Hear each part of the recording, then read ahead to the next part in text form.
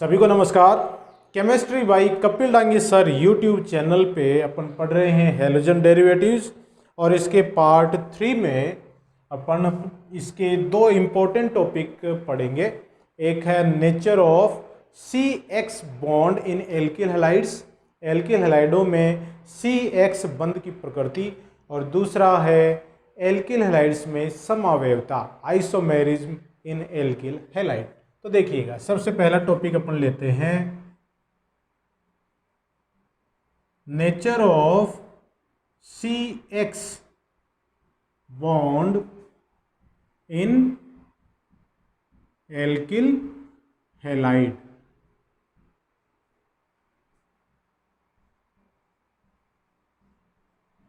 Alkyl halide में halides बोलते हैं, तो हैलाइडों में CX बंध की प्रकृति, इसकी अपन बात करेंगे, इसको अपन समझने की कोशिश करेंगे। देखिएगा, एल्किल हैलाइड है, इसका मतलब जो अणु है उसमें सारे बंध एकल बंध हैं। इससे अपन क्या देखेंगे कि एल्किल हैलाइड में हैलोजन परमाणु sp3 संकृत कार्बन के साथ एकल बंध द्वारा जुड़े होते हैं। तो मैं यहां पे लिख दूं, एल्किल हैलाइडों में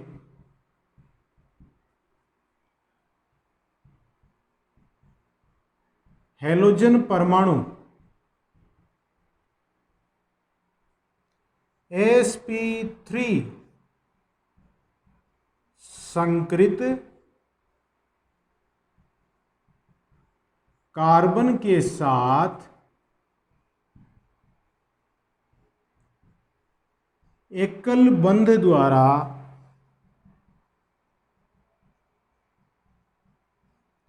जुड़े रहते हैं। तो देखिए, इसमें sp3 संकृत कार्बन है और उसके साथ हैलोजन परमाणु, हैलोजन परमाणु कोई सा भी हो सकता है, फ्लोरीन, क्लोरीन, ब्रोमीन और आयोडीन, वो एकल बंध के द्वारा जुड़े रहते हैं। इसको देखिए, एक चित्र के द्वारा समझने की कोशिश करें। जैसे बात करें CH3X की, मेथिल हैलाइड की यहां पर अपन बात करें, तो कार्बन चूंकि sp3 संकृत है और sp3 संकृत कार्बन में जो 4 sp3 संकृत कक्षक हैं वो एक चतुष्फलक के कोनों की तरफ इस तरह से व्यवस्थित रहते हैं। देखिए, 4 मैंने कक्षक बनाए हैं, ये 1, ये इधर वाला 2, फिर 3 और 4, ये 4 sp3 संकृत कक्षक हैं और ये किसके कक्षक हैं? कार्बन के। ठीक है, अब इसमें 3 जो sp3 संकृत कक्षक हैं वो किन्हीं अन्य हाइड्रोजन परमाणु या किसी अन्य कार्बन परमाणु के साथ जुड़े होंगे। कम से कम एक sp3 संकृत कक्षक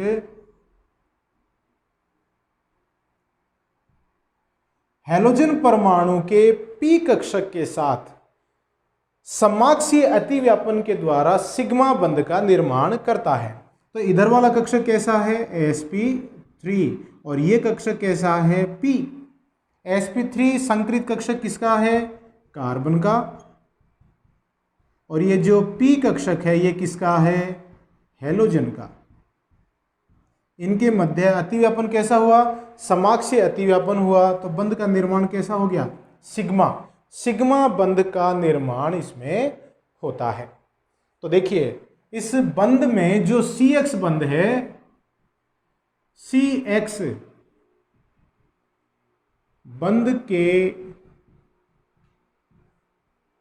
निर्माण में sp3p अतिव्यापन होता है।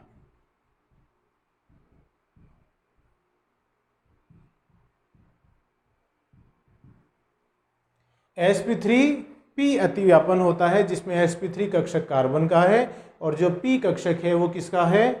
हैलोजन परमाणु का होता है। सिंपल सी बात है, ठीक है, समझ में आ गई बात। पी कक्षक देखिए, हैलोजन परमाणु 17वें समूह के तत्व हैं, उनका अंतिम संयोजी कोष कौन सा होता है? संयोजी अंतिम संयोजी कोष जो अपन देखते हैं आवर्त संख्या के बराबर होता है, और अंतिम इलेक्ट्रॉन कौन से कक्षकों में जाते हैं? पी कक्षकों में जाते हैं। उनका सामान्य इलेक्ट्रॉनिक विन्यास NS2 NP5 होता है। तो P जो एक अर्धपूरित P कक्षक है, वो अर्धपूरित कार्बन के sp3 संकरित कक्षक के साथ समक्षीय अतिव्यापन करके CX बंध का निर्माण करता है। ठीक है, अब देखिए इसमें जो एल्किल हैलाइड है, इसमें 4 प्रकार के बंध बन सकते हैं, CF, CCl, CBr और CI।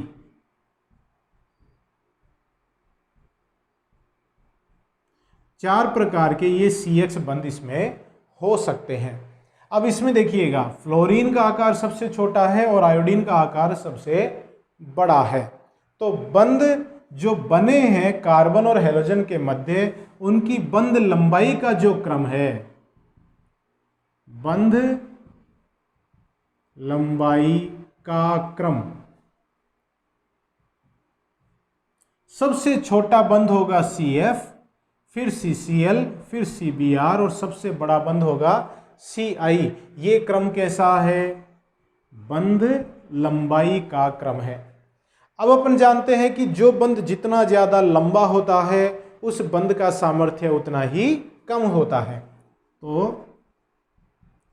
बंध सामर्थ्य का क्रम क्या हो जाएगा? CF सबसे ज्यादा, फिर CCl, फिर CBr और सबसे कम बंध सामर्थ्य किसका है? CI। अब CF का बंध सामर्थ्य सबसे ज्यादा है, मतलब ये सबसे ज्यादा मजबूत बंध है। तो मजबूत बंध को तोड़ने के लिए सबसे ज्यादा ऊर्जा की जरूरत पड़ेगी। तो सबसे ज्यादा बंध ऊर्जा किसकी हो जाएगी? CF की। तो बंध ऊर्जा का क्रम सबसे ज्यादा CF, फिर CCl, फिर CBr और CI। तो सबसे ज्यादा बंध ऊर्जा है CF बंध की और सबसे कम बंध ऊर्जा है CI बंध की। जिस बंध की ऊर्जा कम है वो आसानी से टूटेगा। तो आगे अपन जब अभिक्रियाएं पढ़ेंगे एल्किल हैलाइडों की, तो उस समय यह ध्यान रखिएगा कि जब एल्किल हैलाइडों की अभिक्रियाएं पढ़ते हैं तो उसमें जो टूटने वाला बंध आसानी से टूटता है, तो अभिक्रिया तेजी से होती है। तो एल्किल आयोडाइड है, उसमें आयोडीन आसानी से निकलने वाला समूह है, क्योंकि CI बंध की बंध ऊर्जा और बंध सामर्थ्य कम है। तो आयोडीन आसानी से, CI बंध आसानी से टूटेगा तो इसकी अभिक्रिया तेजी से होगी। CA बंध मुश्किल से टूटेगा तो इसकी अभिक्रिया धीमे होगी। ये जो अपन अभिक्रिया पढ़ेंगे तब उस समय ये बात काम में आएगी, ये सिद्धांत आपके काम में आएगा। अब इसमें देखिए जो हैलोजन परमाणु है उनकी विद्युत ऋणता का मान कार्बन से ज्यादा होता है। इसलिए अपन कहेंगे कि C और X के मध्य जो बंध बना हुआ है, उस बंध के इलेक्ट्रॉन कार्बन और हैलोजन के नाभिकों के बिल्कुल बीच में नहीं रह पाते हैं। ये हैलोजन परमाणु की उच्च विद्युत ऋणता होने के कारण किधर खिसक जाएंगे? हैलोजन परमाणु की तरफ खिसक जाएंगे। तो इससे क्या होगा? हैलोजन परमाणु के पास तो इलेक्ट्रॉन घनत्व बढ़ जाएगा और कार्बन के पास इलेक्ट्रॉन घनत्व कम हो जाएगा। तो हैलोजन पर आंशिक ऋणावेश और कार्बन पर आंशिक धनावेश उत्पन्न हो जाता है। इससे अपन कह सकते हैं कि बंध ध्रुवीय प्रकृति का है।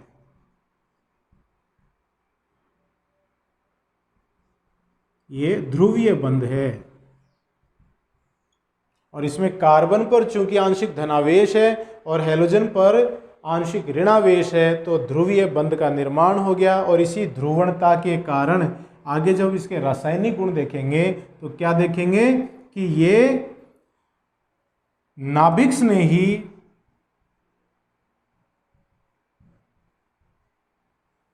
प्रतिस्थापन अभिक्रियाएं देते हैं।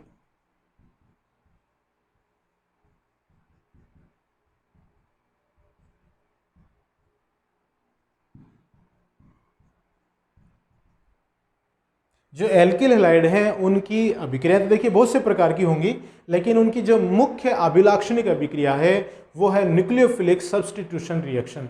नाभिक नहीं प्रतिस्थापन अभिक्रियाएं ये देते हैं। और कारण क्या है? ध्रुवणता के कारण कार्बन पे आंशिक धनावेश और हैलोजन पे आंशिक ऋणावेश उत्पन्न हो जाता है। अब जैसे जिस सिद्धांत के अनुसार या जिस गुण के आधार पर अपन ने इस ध्रुवीय बंध की यहाँ पर व्याख्या करी है, तो अपन क्या देखते हैं कि हैलोजन परमाणु की विद्युत ऋणता का मान जितना ज्यादा होता है, बंध की ध्रुवणता उतनी ज्यादा होनी चाहिए। ठीक है ना? तो देखिए अपन देखते हैं विद्युत ऋणता का क्रम क्या है।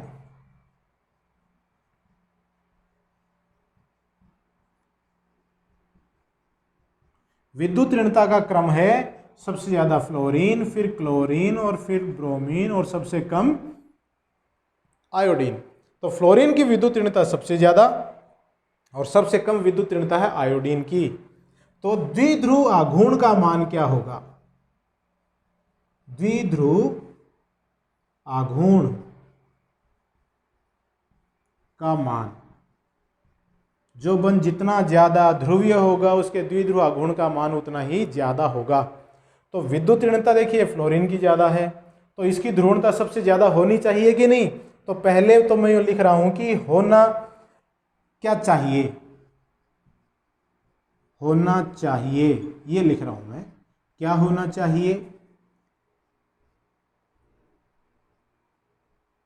CF सबसे ज्यादा, फिर CCl, फिर CBr, Ci।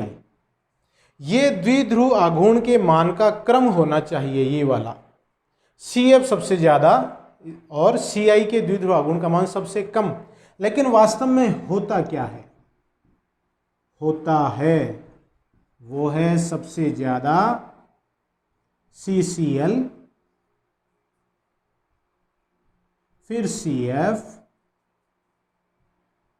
उससे कम CBr और सबसे कम होता है Ci। अब होना चाहिए था द्विध्रुव आघूर्ण सबसे ज्यादा CF बंध का, होता है CCl बंध का। ये इस तरह के जो ट्रिकी क्वेश्चन होते हैं ना, ये बोर्ड एग्जाम में भी पूछे जाते हैं और विभिन्न कंपटीशंस में भी पूछे जाते हैं इस तरह के क्वेश्चन। तो कारण देखिए क्या है, फ्लोरीन है उसकी विद्युत ऋणता सबसे ज्यादा है, ठीक है ये बात, लेकिन फ्लोरीन का आकार सबसे छोटा होने के कारण फ्लोरीन का इलेक्ट्रॉन घनत्व बहुत ज्यादा हो जाता है। तो जब फ्लोरीन इस बंध के इलेक्ट्रॉनों को अपनी ओर आकर्षित करता है, तो फ्लोरीन के अंदर उच्च इलेक्ट्रॉन घनत्व जो है वो बंध के इलेक्ट्रॉनों को थोड़ा वापस प्रतिकर्षित कर देंगे।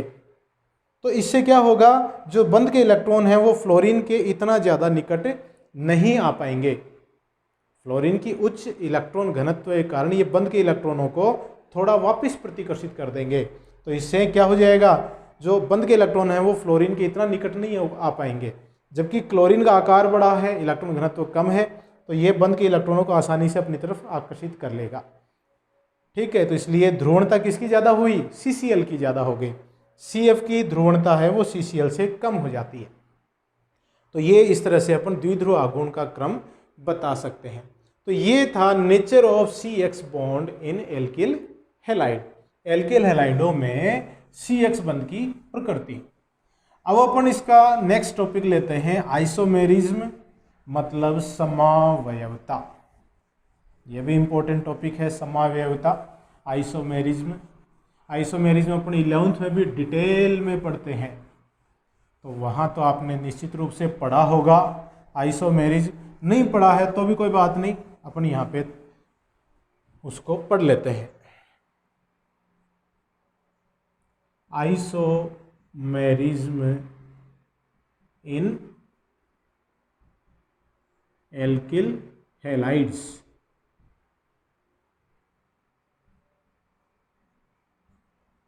एल्किल हैलाइडों में समावयवता, इसकी बात करते हैं। तो देखिए सबसे पहले अपन देखें ये आइसोमेरिज्म या समावयवता होती क्या है। वे अणु जिनके अणुसूत्र समान होते हैं लेकिन संरचनाएं भिन्न होती हैं, उन अणुओं को समावयवी कहते हैं और उनके इस गुण को समावयवता कहते हैं। Those molecules which having same molecular formula but different structures are known as isomers, and the properties bearing by these molecule is known as isomerism. Clear है चीज? अणुसूत्र समान, समान क्या है? अणुसूत्र, अणुसूत्र समान और संरचना भिन्न, इस तरह से अगर है तो उन अणुओं को अपन समावयवी कहेंगे और उनके इस गुण को समावयवता कहते हैं। अब जो एल्किल हैलाइड है उसमें 3 प्रकार की समावयवता अपन यहाँ पे पढ़ेंगे।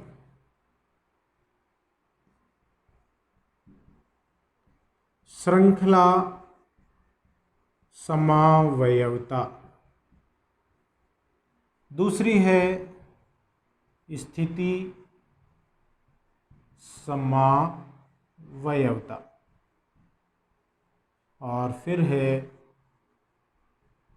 प्रकाशिक समावयवता। मैं इनको बोल दूं, श्रृंखला मतलब चेन आइसोमेरिज्म,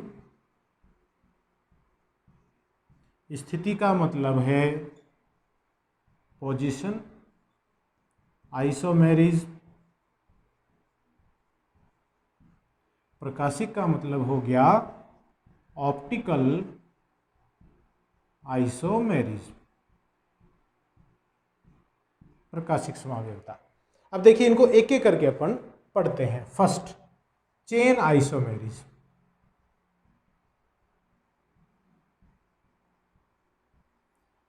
श्रृंखला समावयवता, वे अणु जिनके अणुसूत्र समान हैं लेकिन उन अणुओं में मुख्य श्रृंखला में कार्बनों की संख्या भिन्न भिन्न है। मतलब मॉलिक्यूलर फॉर्मूला सेम है लेकिन अणु के अंदर जो मेन चेन है उसमें कार्बनों की संख्या अलग अलग है। उन अणुओं को अपन श्रृंखला समावयवी कहते हैं और उनके इस गुण को श्रृंखला समावयवता कहते हैं। उदाहरण देखिएगा, जैसे CH3 CH2 CH2 CH2Br, ये अणु है, ठीक है। नाम क्या है इसका? नॉर्मल ब्यूटिल ब्रोमाइड, या IUPAC में लिखें तो 1 ब्रोमो ब्यूटेन, ये इस अणु का नाम है। अब इसी के समान अणु सूत्र वाला दूसरा अणु मैं यहां पे लिख रहा हूं CH3 और ये CH2Br। देखिए दोनों में 4-4 कार्बन है और दोनों में हाइड्रोजनों की संख्या 3 2 5 2 7 और 9 हाइड्रोजन है इनमें, ठीक है। देखिए 3 और 3 6 2 8 1 9 और एक Br है। यहाँ मुख्य श्रृंखला में कितने कार्बन हैं? 4, और यहाँ मुख्य श्रृंखला में कितने कार्बन हैं?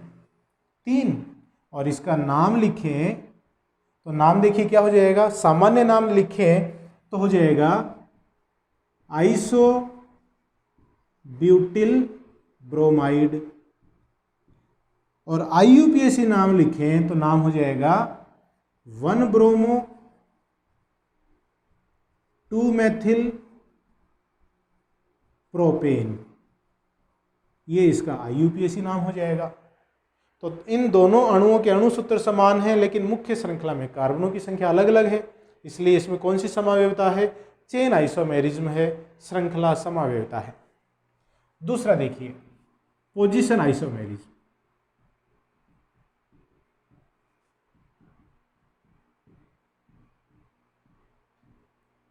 स्थिति समावयवता, वे अणु जिनके अणुसूत्र समान हैं साथ ही उन अणुओं की मुख्य श्रृंखलाओं में कार्बनों की संख्या भी समान है, लेकिन उन अणुओं में हैलोजन परमाणुओं की मुख्य श्रृंखला पे स्थितियां भिन्न भिन्न हैं। मुख्य चेन है, मेन चेन है, उनमें एक अणु में हैलोजन परमाणु की स्थिति अलग होगी, दूसरे में अलग होगी, लेकिन अणुसूत्र समान होंगे और जो मुख्य श्रृंखला है उसमें कार्बनों की संख्या समान होगी। तो इस प्रकार के अणु हैं उनको अपन कहेंगे स्थिति समावेवी, और उनके इस गुण को कहेंगे स्थिति समावेवता, पोजीशन आइसोमेरिज्म। एग्जाम्पल देखिएगा, CH3 CH2 CH2 CH2 Cl, नाम क्या हो गया इसका, 1 क्लोरो ब्यूटेन। ठीक है, कितने कार्बन की श्रृंखला है, 4 कार्बन की श्रृंखला है, 1 2 3 4, इस तरह से अपन ने इसमें नंबर डाल दिया। अब देखिए, इसी अणु के जैसा या अणु सूत्र के समान अणु सूत्र वाला ये अणु भी हो गया, इसमें भी 4 कार्बन की श्रृंखला है। ये देखिए आप, 1 2 3 4, 4 कार्बन की श्रृंखला है, लेकिन नाम क्या है, 2 क्लोरो ब्यूटेन। दोनों में ही जो मेन चेन है वो ब्यूटेन है, लेकिन यहाँ क्लोरीन की पोजीशन है वो एक नंबर कार्बन पे है, और दूसरे अणु में जो Cl की पोजीशन है वो 2 नंबर कार्बन पे है। तो क्या हो गया, स्थिति समावेवता हो गई, पोजीशन आइसोमेरिज्म हो गया। तीसरा देखिए, ऑप्टिकल आइसोमेरिज्म।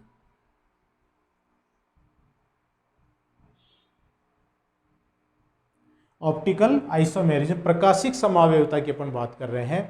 वे अणु जिनके अणु सूत्र समान हैं और संरचनाएं भी समान हैं, लेकिन इन अणुओं के समतलीय ध्रुवित प्रकाश के प्रति व्यवहार भिन्न है।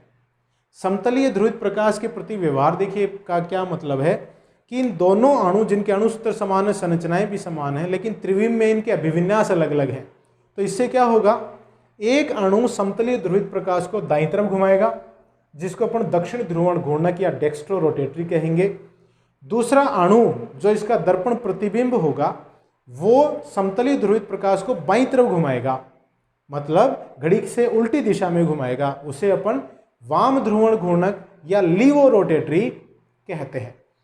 अब ऑप्टिकल आइसोमेरिज्म के लिए आवश्यक शर्त क्या है कि अणु असममित होना चाहिए, अणु अपने दर्पण प्रतिबिंब पर अध्यारोपित नहीं होना चाहिए, या कुछ अणु है जिसके अंदर किरेल कार्बन होना चाहिए। किरेल कार्बन का मतलब कार्बन के ऊपर जो 4 प्रकार की संयोजकताएं हैं, 4 प्रकार के समूह जुड़े हुए हैं, वो अलग अलग होने चाहिए।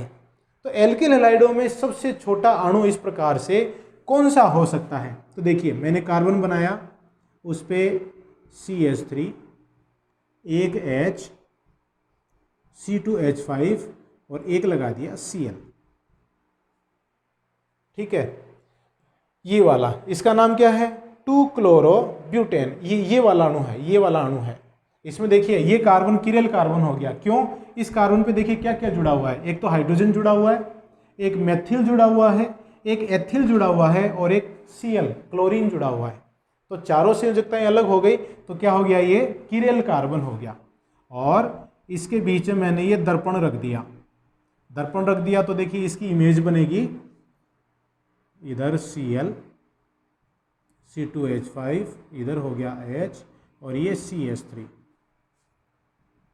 ये इसकी दर्पण प्रतिबिंब है। तो ये अगर दक्षिण ध्रुवण घूर्णक हुआ, डेक्स्ट्रो रोटेटरी हुआ, तो ये इसका दूसरा प्रकार का अणु जो दर्पण प्रतिबिंबी है, ये वाम ध्रुवण घूर्णक हो जाएगा। तो देखिए ये वाला अणु और ये वाले अणु एक दूसरे के क्या हैं, प्रकाशिक समावेवी हैं, ऑप्टिकल आइसोमेरिज्म है। तो इस प्रकार की समावेवता एल्किल हैलाइडों में पाई जाती है। नेक्स्ट वीडियो में अपन इसके और नए टॉपिक के साथ आपसे मिलेंगे, और नया टॉपिक होगा सिंथेसिस ऑफ एल्किल हैलाइड, बहुत ही इंपॉर्टेंट है। तब तक के लिए हाथ धोते रहिए, स्वस्थ रहिए, परिवारजनों का ध्यान रखिए, मेरे वीडियोस देखते रहिए। बहुत बहुत धन्यवाद।